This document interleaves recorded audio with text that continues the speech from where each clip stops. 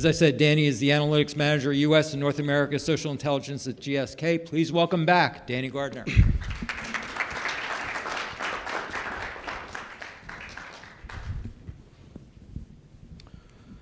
Hello and good morning, everyone. Ellen, great job. I'm a big fan of memes. I actually don't have as many memes in this presentation. Some of you may remember me, thank you, Steve, as the guy who got stranded in Phoenix last time when we were in Deer Valley. Unfortunately, it wasn't as exciting this time around. I got a direct flight, and there wasn't as much drama. But yeah, Steve said, we're grateful to be back. I work here now at Haleon. It was interesting. So the day that we presented in Deer Valley was the day we were listed on the London Stock Exchange, formally separating from GSK, where I spent the last 3 years, and before that held the same role at Pfizer. I'm very proud Pfizer alum, I'm very proud GSK alum, and now very proud Haleon alum. And so today we'll be talking to you really kind of in a continuation of what we talked about last time, which was more of the one-on-one session, how we basically built an in-house capability for using social media and social media research and operationalizing it in a massive enterprise. So today, we're going to take a deeper dive into more of like the 201, like 301 realm, but we'll bring you up to speed onto what we were doing in the last few years and really what we did in the last presentation too. So again, we're Haleon. We're the largest pure-play consumer healthcare company in the world, and we make a lot of brands that you'll be familiar with. We'll move to the next slide here. So we make everything that I'm sure has got to be in some of your medicine cabinets, everything from Advil to Sensodyne and Pronamel toothpaste, Robitussin and Theraflu cough medicines, chapstick lip balm, Theraflu and Robitussin cough medicines. This is actually not even all of them that are on here, but we proudly represent kind of the, I guess, convergence of a lot of different legacy businesses. You know, there was the GSK joint venture with Pfizer. There was one with Novartis. So a lot of these legacy brands lived with those companies, in the past few years. But now they all live here at Haleon, and so we're so proud to oversee them. And I oversee all the insights and analytics work that we do for it across the company, focusing primarily in the U.S. and Canada. And so this is just to give you guys an overview of like this was a formal demerger. We've only existed as a company for about 6 months now. But I was part of GSK and Pfizer before that, so I've seen really the evolution of what these brands have been, and I built this team from scratch for using social media, and I'm proudly recognized as one of the world's leading experts in this space, and proud of all the work that I do with my cross-functional partners. This is just a quick overview of our remit. We do quite a bit with social media data, so it's more than just listening to our brands. We actually do a really good job of listening to our competitors' brands, and to the category beyond it. So when you think about all the brands we have, right, Sensodyne toothpaste, right, when people brush their teeth, they're not always talking about us. Sometimes they're talking about competitors, sometimes they're talking about generics, DIY, at-home remedies, right? Now, do that again for all the 28 other brands that we have, right? So there's just a wealth of information online of what people talk about. That's all it's a gold mine of information, but you have to have the skill and the know-how to be able to go get it. And so we didn't always have all these boxes. It really started as the first one and the second one, and then really we were really flexing our muscles, and you'll see that coming up. It's kind of this more macro level trend analysis, if you will, right? Everything from COVID, which was the biggest social media topic anyone in the history of social media has ever looked at. We've done presentations on that in the industry. We won't have that today, but so much complexity into analyzing all the stuff on the far right side. But we were surprised at how many co-mentions we had for our brands with the Stop Asian Hate movement and the Black Lives Matter movement. It's amazing, really, what we were able to surface for the company and organization that were really untapped opportunities for us and information that we wouldn't have known otherwise. So this is our 3-year rewind. This is basically the last 3 years of work that I've done in 2 slides. So basically, I built this capability from scratch, right, from nothing. I actually didn't even have a laptop in my first week, which is the running joke I like to use. But all along, we had a maturity curve, right? There was some sense of direction for what we had to do. And because this is so new, right, this idea of social media listening and operationalizing it inside a big company, right, we had an idea of what we wanted to do, but we had to map it out. So this was the idea. This actually started before I was hired in 2019, where, at the time we were part of Pfizer, and so we were looking at, well, what are these kind of foundational use cases, and how do we use this, right? What vendors exist? Do we have to hire someone internally, which thankfully was decided on yes, and that was me. I'm actually one of the bullet points in here. And so that was kind of more of the explore phase, like figuring out like what we want to do, right? Really getting clear on our intention and fit for purpose for what we want to use this data for. And then we eventually moved through COVID and through a lot of, basically brand building and stuff we talked about in our last presentation, we move into this prescriptive phase where now it's less about us reacting to everything, right, and the uncertain nature of COVID, and now being more on offense. And that's where we really kind of flex our muscle today. So that's bringing you guys up to speed here on just where we stand in terms of maturity and relative to other companies that do this, even beyond healthcare. So this is just an example of some of the data we look at. It's honestly been one of the biggest, or it's one of the coolest things I get to do is scroll through social media. It's not all I do. And it was interesting, Ellen, bringing up the Harry Styles Cougar group. I'm not a part of that. I actually didn't even realize that was a thing. But that's part of my job, really, is to uncover like these audiences online that we don't know exist, right? They're untapped potential, and it's amazing. There's a group, infinity groups for everything you can imagine. And so here's just an overview of some of the data sites we have access to. You could spend 5 minutes going through each of them. They all have advantages. They all have cons. It's much different than when you're using the tool. When you're a researcher, and an insights and analytics team, and licensing a tool to access this stuff, it's much, much different. But here's an example of some of the ways our brands are described, including one of my favorite Daniel Craig memes, which was very, very popular. We had some other memes in the last presentation, but gives you guys an access into really just the remit of data that we work with. Data in the wild, we like to call it. So that was the first 3 years of basically building this capability. And we've been busy ever since. So coming into last year, I think this is probably felt by all of you, because you're all consumers too, is this idea of inflation, right? Prices are going up across everything. And we think about how important that is coming out of COVID, where there's never been a greater focus on everyday health and wellness, because there's nothing more personal than your healthcare. And we think about the role that we play in the world in helping people deliver everyday health. And so that's kind of the new renewed focus of the company now, the post-GSK separation. So we'll show you guys, this is, if you look back to the kind of buckets we had, this is more the macro level, kind of beyond our business. But we know when prices go up, it changes our consumers' behavior. People don't want to buy stuff as much. Or they'll buy cheaper alternatives, generic products. So we kind of broke this down into 4 buckets. Into beyond category analysis, there's an element of survey data that we look at in here, which I thought was pretty interesting, which we haven't always looked at. Brand and competitor analysis, and then really some very advanced stuff that we're doing in Reddit for social listening. So this is some live data. We actually run this report every month. I do it. I double as our analyst, our manager, our director, the person who comes to speak at conferences. So I really do have such an amazing remit, and it's kind of built up over time. But I'm the one that's on the front lines and like digging up all this data. And so this is an example of where we have to collect all mentions around pricing. I remember getting into a huddle room with my VP and our executive leadership team, because they knew we did the same thing when COVID came down, was that, hey, we think this is going to be a big thing. It's going to be disruptive. Why don't we kind of like get a handle on this? Where's the social listening guy? Yeah, you come with us. So that's what we did. And so sure enough, we've updated this over time. And what we found is really early on, this is actually an aggregate trend. We had this on a single keyword basis, so there were many lines, but for the sake of simplicity, this green line represents all mentions of inflation, pricing, expensive, right? All these things that are basically being described around the rising cost of goods. And so we found early on, maybe like Q2, Q3-ish, that this conversation was starting to pick up, right? On a day-to-day basis, it was growing 2, 3, 4%. That's significant. And then we kind of hit this turning point. All of this was really aligned with the Federal Reserve guidance and where they were kind of saying, hey, we need to pump the brakes on the economy. Things are growing too fast. Right? So we started to see that pick up in Q4. But the real finding, which isn't as clear here, because there's an underlying trend that's the word expensive, that began to pick up in Q4. So now it's kind of a change in the way people are seeing that, oh, I'm just seeing inflation because it's in the news.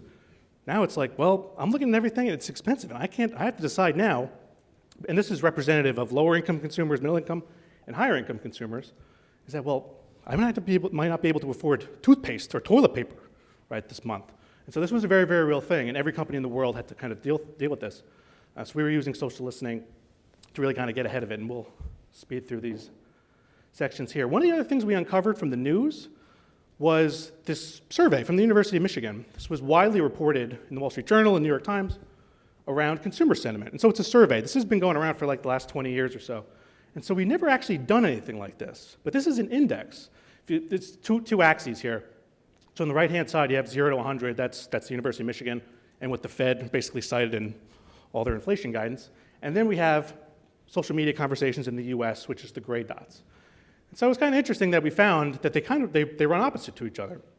when the sentiment went down at historically low levels, it's hard to kind of bring you guys up to speed on the context, but where the yellow line is very, very low historically.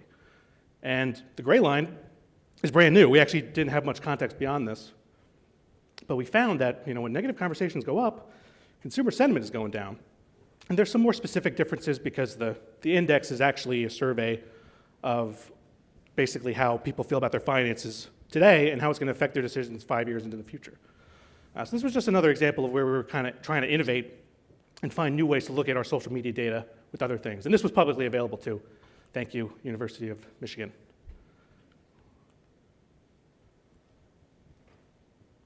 Naturally, the biggest question that our executives had for me was, well, Danny, how does this affect our brands? This is great that you're looking at this in terms of cars and Teslas and stuff like that, which is what that was representative of, it's everything.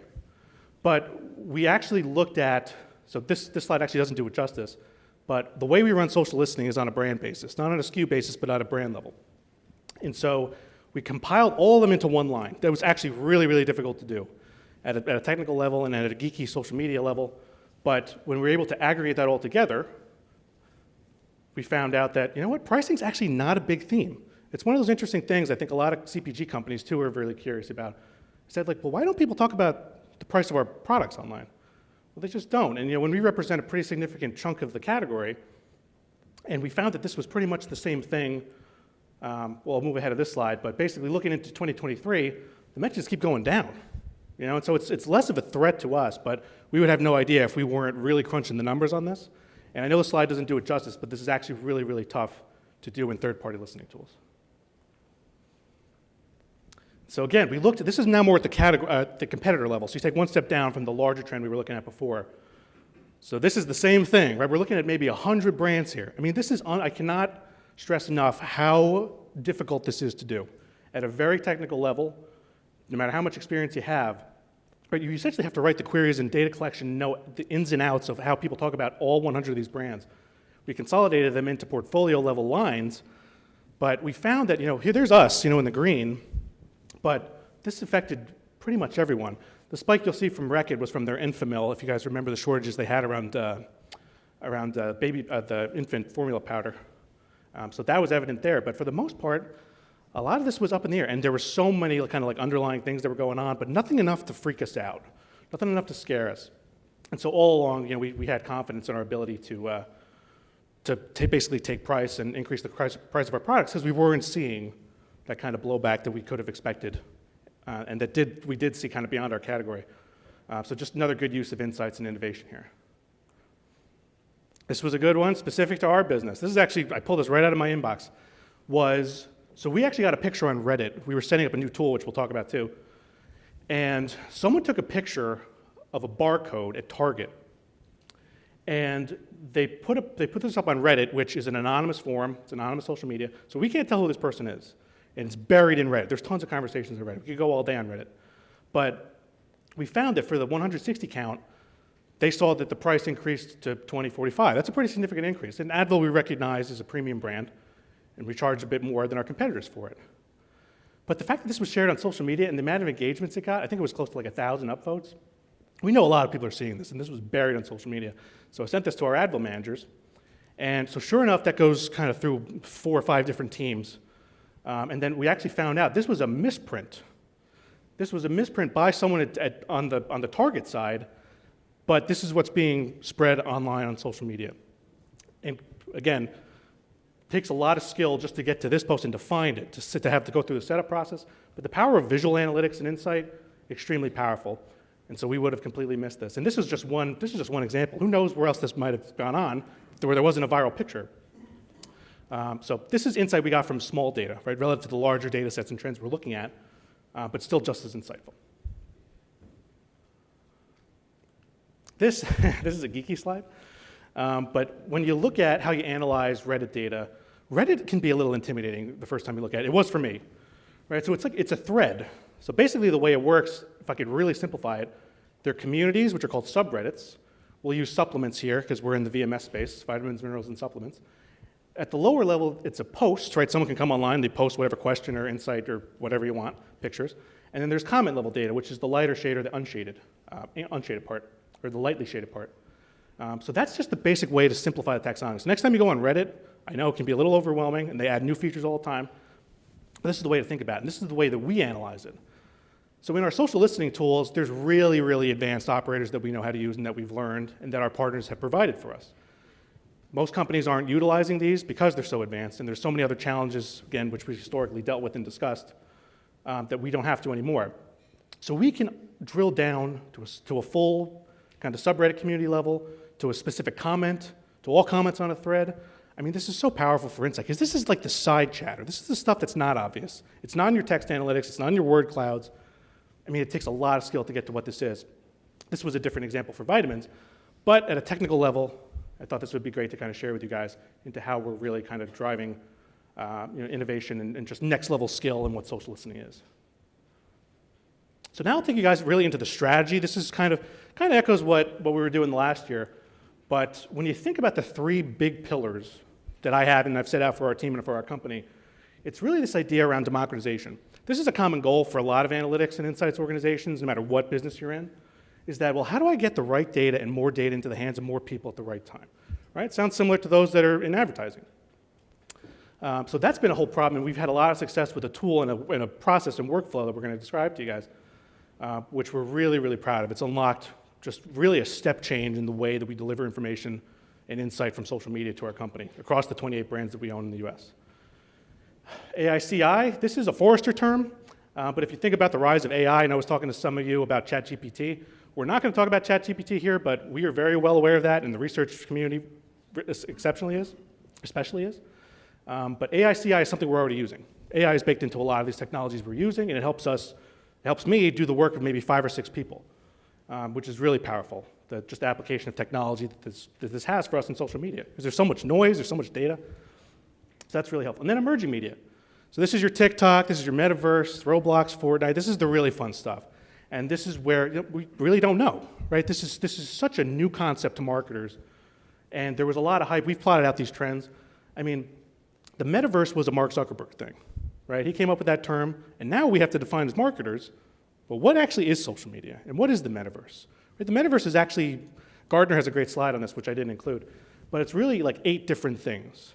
It's e-commerce, it's transactionless payments or touchless payments, it's an element of social media. There's a lot of things that go into that, and so we're doing a lot of thinking internally, and so is the rest of our marketing organization about what that means. So we'll jump into this here. So again, the goal really of insights democratization, we want to cut out all the manual processes, because social listening, it's really iterative, right? I mean, we're looking at all this data for all our brands. It's a lot of work, right? So where can we kind of use and kind of refine our democratization and improve speed to insight? I told you I was a big meme guy. So this was an extremely viral meme, and hopefully you guys will appreciate. There's actually a practical takeaway from it. But we onboarded a new tool called Synthesio. They're probably the most advanced social listening tool in the entire industry, and I've gotten the opportunity to vet and grill all of them. We find that this is the best fit for us. They're the most advanced technology, they're the most scalable technology, so plug for my amazing team at Synthesio.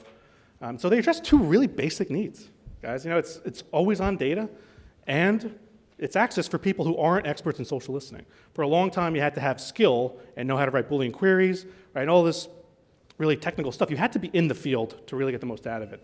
But we stripped that part out using this new tool. So now it became less about our insights team spoon-feeding the rest of the company insights, and now we move into a semi-self-service model. This is a big debate. Is like, well, self-service doesn't work, and we're wasting too much time delivering all these reports that no one reads. I agree, but I think we've proven that the self-service model does work. We get some really basic questions, like how many emergency Raspberry mentions did we have last week? Well, I don't know, let's say 70, but you should be able to go in and access that in a really easy and intuitive widget that's everyone can read a bar graph and line graph.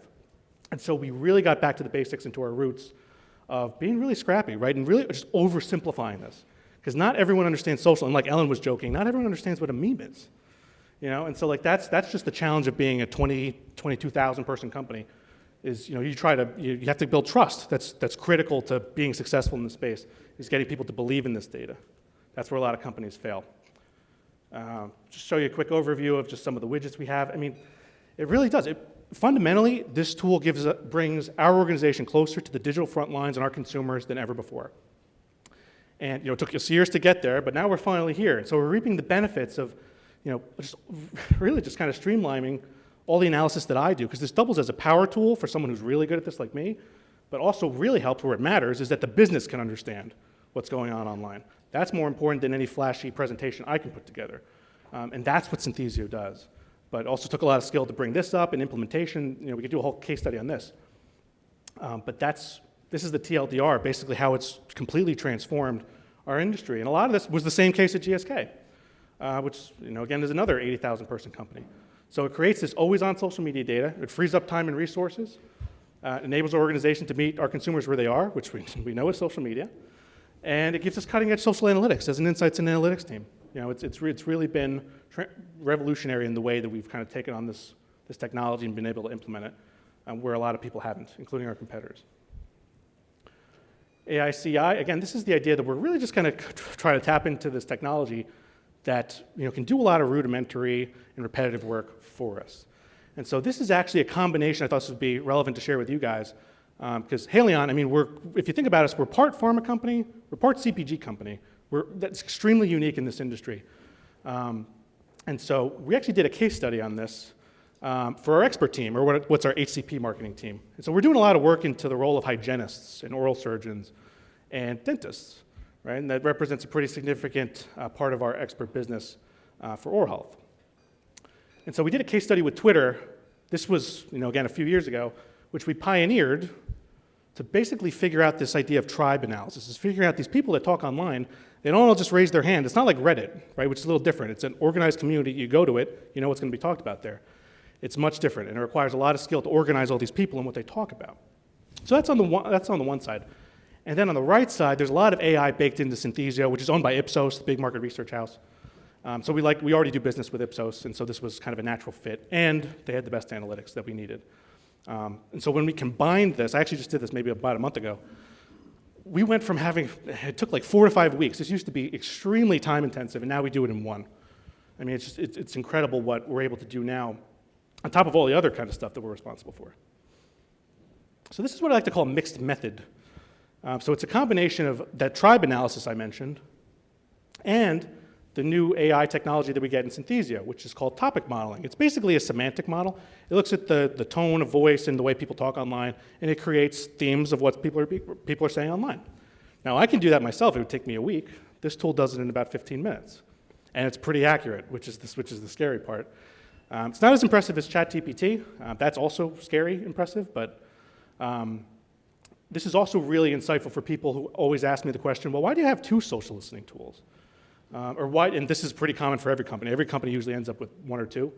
But that's a big debate in this industry is, well, how many do we need, right? How do we get more access to data, that kind of thing.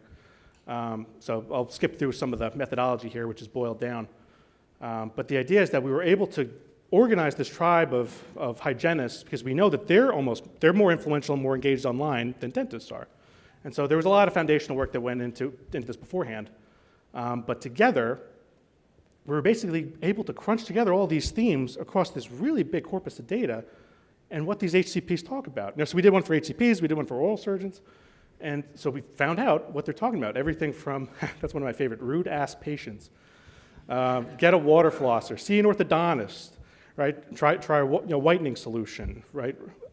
Refused x-rays. So there's a lot of things. I won't go into all these topics, but the one we did pull an example on, we'll use water flossing as an example. I actually just bought a water pick maybe about 3 months ago. So this was very relevant to me when the team came to me.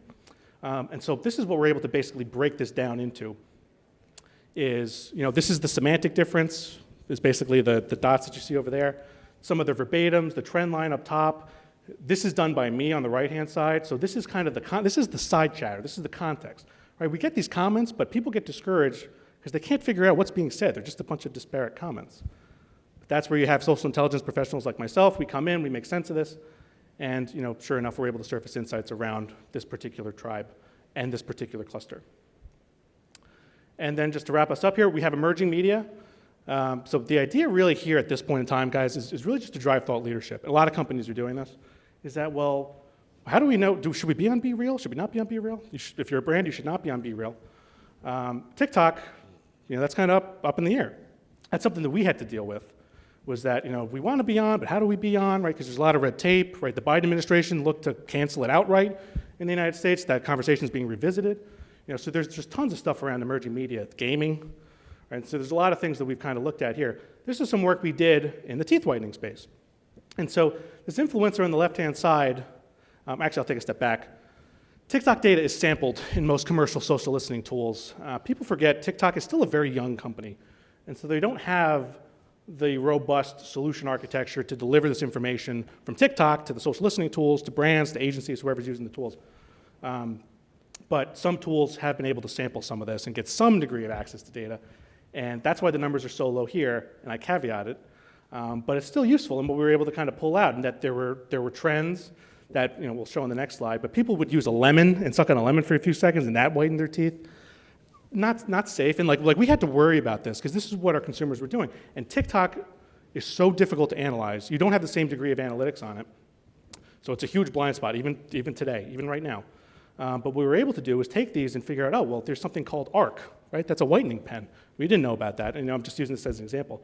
I was familiar with ARC, but now we're able to kind of organize this into a table, right? Summarize it. There were TikTok filters, there were trends, right? People care about this because it's more than just about the clinical benefits of whitening your teeth and having good oral health.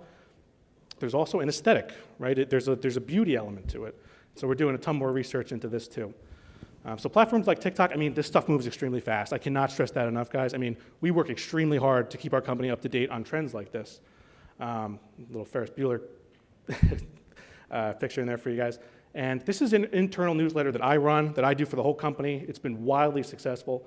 And it's all about surfacing these online trends. And so that's where I think we've been successful because we've been so scrappy, right? There wasn't a solution to educate our company on what this was when we started, but now there is. So we took it upon ourselves to really kind of be the leaders, not just in insights and analytics and marketing, but for the entire company. And so that's kind of been our secret, where we flex a lot of social listening muscle too, is to uncover this and look at the stuff that other brands and other companies are looking at too. These are just some final takeaways for you guys. Pay attention to the details. There's so much, I can't stress enough how much detail goes into where we've been and where we are now, which we're extremely proud of. Educate your peers. I do a lot of networking, that's why I'm here. And so that's where I think we've learned so much from other companies, and by watching just as much as doing. And then fail fast. Don't be afraid to take risks. A lot of the stuff that we've kind of perfected was the result of taking risks. And this field will continue to grow. I'm proud to kind of lead this group for us and be a thought leader in industry. And I hope you guys learned a lot from that. That was a huge crash course of information. If you need me, I'll be on the catamaran later if you guys want to ask more questions of me. But it was wonderful speaking with you all today, and thank you so much for your engagement. Thank you, Danny. As always. Okay, anybody have a quick question? We're going to go to roundtable, and you can dig on this in greater detail. I'll but anybody have a quick question? All right, save it for the roundtable. Danny, thanks so much. There was a question. I saw a question. There was a hand. I'm sorry. Did you want to answer a question? Yep, a little hand. I have a loud enough voice. I don't need a microphone. Just make it quick. Well, you know what? We'll do it for the live stream. There are a few people at home. Allison Fee, Fluent. Allison. Given the insights that you find during the course of any given day, how does that influence the budgets overall in terms of where you're spending your marketing dollars, or the company spends? Yeah, good question. And so we've kind of seen that change. Reddit's a good example. I know we talked a bit about Reddit, but for a long time we weren't on Reddit. And for a long time Reddit wasn't a very brand-friendly site. There weren't advertising vehicles. And I remember, because I kept in touch on this with them from a technical side, because basically their back-end systems were important for us as social listeners, because we got to know what we can collect, what we can't collect. Right? There's privacy issues, right? There's all that. But as an advertising vehicle, it became more popular. And sure enough, they built up more advertising tactics for us to lean into. And so I would go to, we talked about, migraine. We have the Excedrin brand. And so the Excedrin team advertises on it right now, but we didn't always. And so using historical social media data and the R migraine community, which is filled with a lot of the brands we compete with, we were like, hey, well, the data suggests over the last 3 years that it's growing at 10, 15%. That's pretty significant. Why don't we advertise on it, right? Our brand director came to me. He's like, Danny, you do such a great work on all this stuff. You crunch all these numbers. We're gonna be on this, right? And that was also part of my decision in my direction too, was that this is untapped potential. Twitter, the same thing. I know it's a little controversial now with Elon Musk, but early on, Preparation H, which is a suppository, and so we're in the hemorrhoid space. that brand wasn't always on social, but it was amazing, and we talked about this in our last presentation, how many mentions there are at Preparation 8. It's one of our best brands. It's middle of the pack, but it's really, really good. It's not a power brand for us, but there's tons of taboo topics, and like we learned that our consumers, they don't care about sharing these experiences, and they have great sense of humor. And if you look at this through a community management and organic social media strategy perspective, that was untapped potential. And I told our team that 3 years ago. Eventually we got online, and now we're reaping the benefits of it. I think we've grown our mentions something like 100+% over the last couple of years. So that's where we've kind of changed. Both organic and our paid follows that too, in the way that we're spending money there. Great question. Danny, thanks. Thank you, everyone.